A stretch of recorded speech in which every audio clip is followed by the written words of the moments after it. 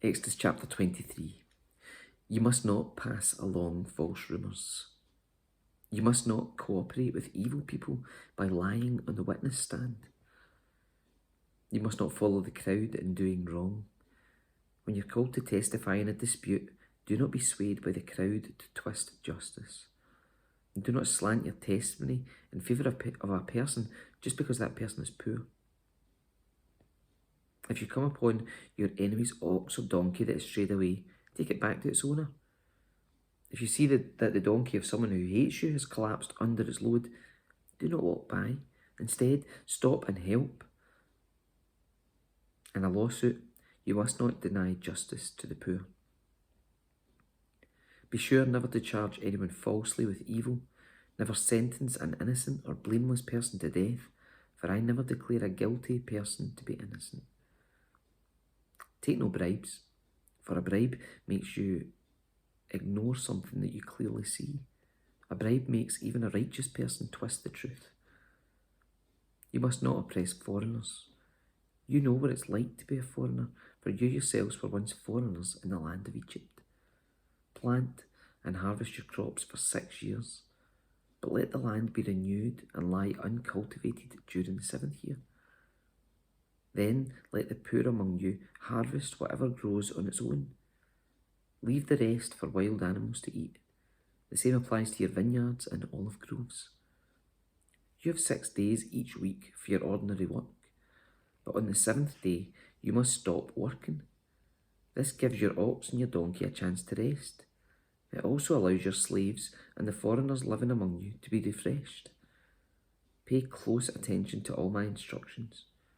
You must not call on the name of any other gods. Do not even speak their names.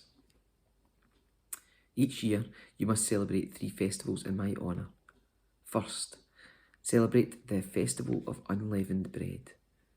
For 7 days, the bread you eat must be made without yeast, just as I commanded you. Celebrate this festival annually at the appointed time in early spring in the month of Abib. For that is the anniversary of your departure from Egypt. No one may appear before me without an offering. Second, celebrate the festival of harvest, when you bring me the first crops of your harvest. Finally, celebrate the festival of the final harvest at the end of the harvest season, when you have harvested all the crops from your fields. At these 3 times each year, every man in Israel must appear before the sovereign, the Lord. You must not offer the blood of my sacrificial offerings together with any baked goods containing yeast, and do not leave the fat from the festival offerings until the next morning. As you harvest your crops, bring the very best of the first harvest to the house of the Lord your God. You must not cook a young goat in its mother's milk. See, I'm sending an angel before you to protect you in your journey and lead you safely to the place I have prepared for you. Pay close attention to him and obey his instructions. Do not rebel against him, for he is my representative and he will not forgive your rebellion. But if you are careful to obey him, following all my instructions, then I will be an enemy to your enemies, and I will oppose those who oppose you. For my angel will go before you and bring you into the land of the Amorites, Hittites, Perizzites, Canaanites, Hivites, and Jebusites, so you may live there, and I will destroy them completely. You must not worship the gods of these nations, or serve them in any way, or imitate their evil practices.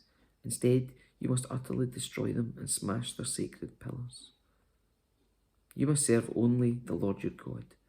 If you do, I will bless you with food and water, and I will protect you from illness. There will be no miscarriages or infertility in your land, and I will give you long, full lives. I will send my terror ahead of you and create panic among all the people whose lands you invade. I will make all your enemies turn and run. I'll send terror ahead of you to drive out the Hivites, Canaanites, and Hittites. But I will not drive them out in a single year, because the land would become desolate, and the wild animals would multiply and threaten you. I will drive them out a little at a time, until your population has increased enough to take possession of the land. And I will fix your boundaries from the Red Sea to the Mediterranean Sea. and from the eastern wilderness to the Euphrates River. I will hand over to you the people now living in the land, and you will drive them out ahead of you. Make no treaties with them or their gods. They must not live in your land, or they will cause you to sin against me. If you serve their gods, you'll be caught in the trap of adultery.